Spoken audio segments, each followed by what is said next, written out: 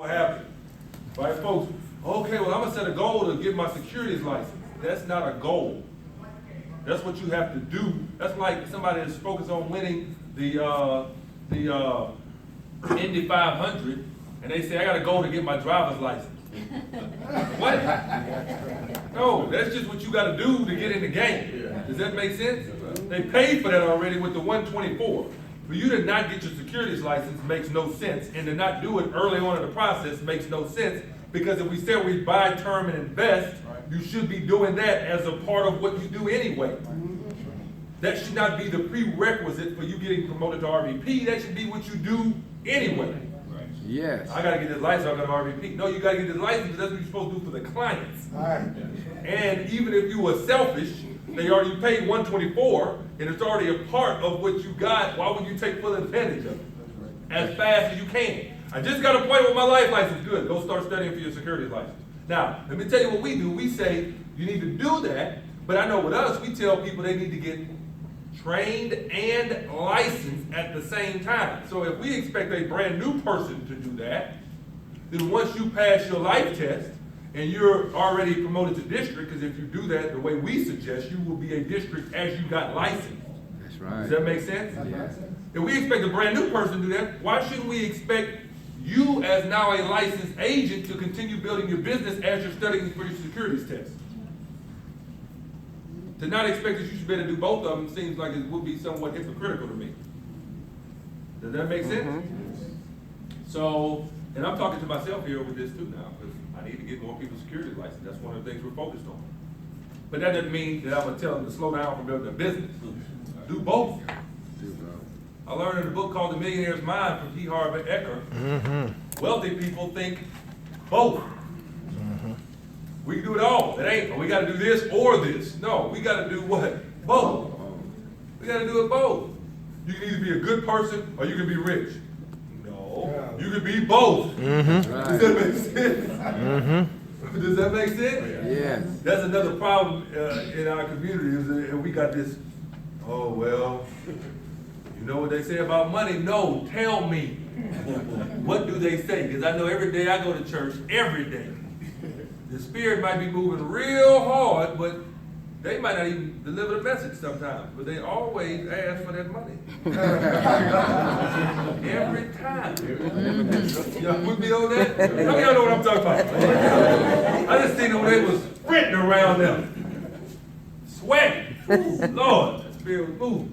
Yeah, it's time to go now. Oh, yes, it is, but Offering. you're gonna make this march right quick. Does that make sense? Okay? So, guys, when you think about Primerica, when you think about the opportunity that we have, it is amazing. And when I sat and I looked in that mirror, when it was just me having the conversation, because this was a conversation with myself about 4 years ago, and I said, you're capable of doing way better. Should be doing a lot more, and you're worthy, your family's worthy, the people on your team deserve it. You need to go to work, man. You need to go back to work, and I did, and the income went 370,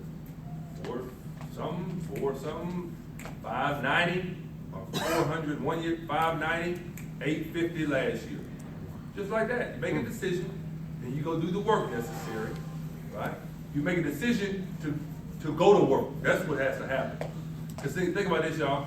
If they had 4 frogs on a log and 3 decided to jump off, how many of them was on the log? Huh? Some said 1. You said 4 and 3, right? All of them were still on the log. Yeah. Because they decided. Yes. They didn't do it. That's right. So you got to decide to go do the work. That's the problem. At a fast start school or at that event like what's going to happen tonight, folks will be like, this is it. I'm going to go do it this time. Y'all know how we do it at fast start school. Huh? You go on a trip and we writing down. Mad, right? Now you know you didn't do nothing the last 6 months, but you made it, right? I'm speaking about me. Y'all, I didn't know what I'm talking about, right? Yes. That's how we do though, right? So, guys, that's kind of my story. Now, I wanna just hit on a couple of things that I think make all the difference in the world. Not just specifically in Primerica, but in life in general, but obviously it all applies to Primerica. I talk about 3 common denominators. The 3 common denominators for success. The first one is coachability. The second one is focus. And the third one is work ethic. Coachability, focus, work ethic. And with coachability, guys, it comes in, there are pieces of coachability, there are parts to that, in my opinion. The first part to coachability is seeking it out. The first part is you seeking it out, you reaching for it, right? How many have ever heard, God puts the grapes in your reach, not in your hands? You gotta reach, you gotta go put an effort forth. Does that make sense? They got too many people, I believe, that are sitting and waiting for somebody to bring it to them. Does that make sense? Primerica is a business, not of a processor. See, a processor waits, somebody brings it to them, and then they do what they need to do with it. Does that make sense? You have to be a creator in Primerica. You gotta be the creator.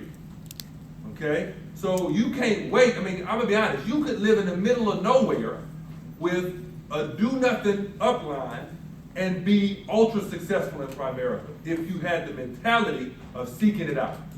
Because between everything on POL, everything on the app, everything on stuff like SoundCloud and all this stuff that's out there, you could get everything you needed, from getting field trained, to learning product knowledge, to learning leadership skills, to learning everything you needed without having an upline, if you were that serious about it.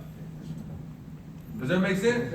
If you were that serious about it, you get everything you need without having an upline. If you were what?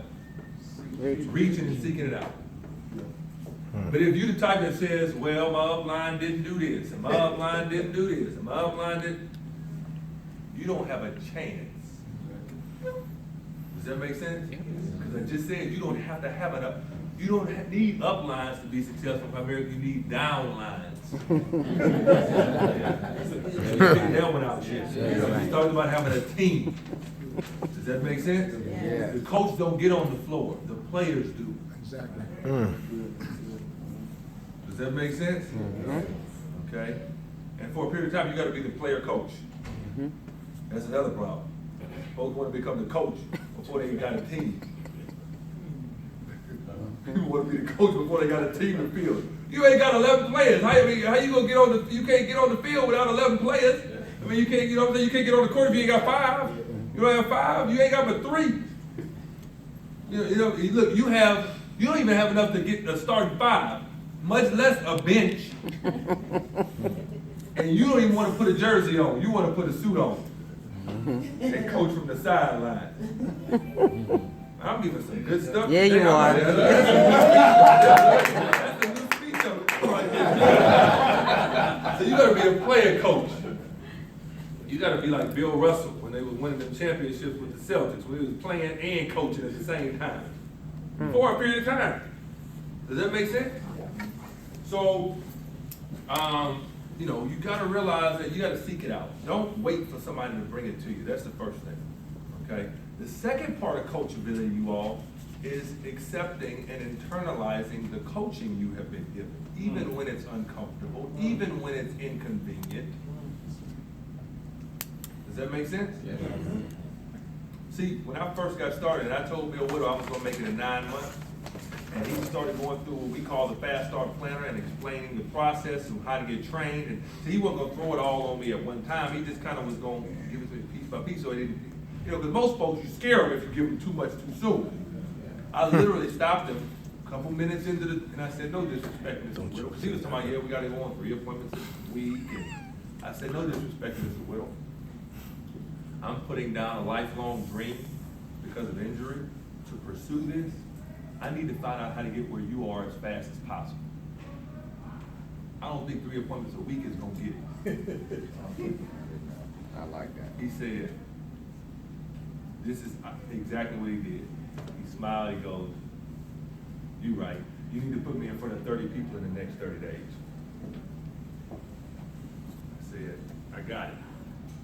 I got it. In that instant, I totally accepted, totally internalized, and took full ownership of that concept. 30 people in 30 days. 8, 5, 3, 1, 6. 8 qualified kitchen tables, 5 financial game plans, 3 life sales, 1 recruit, and I added the 6 to it, and now they put that in the Fast Start Planner, which is the 6 security sales for every 3 life sales, 2 security sales for every 1 life sale. So 8, 5, 3, 1, 6. I totally accepted that. That became what I did. In that first year, guess what I did? 8, 5, 3, 1, 6. A week, every week, and that's why I went to RVP in 9.5 months. That's why I made 252 the second year, second 12 months as an RVP. Because I totally embraced that. Average 11 sales a month.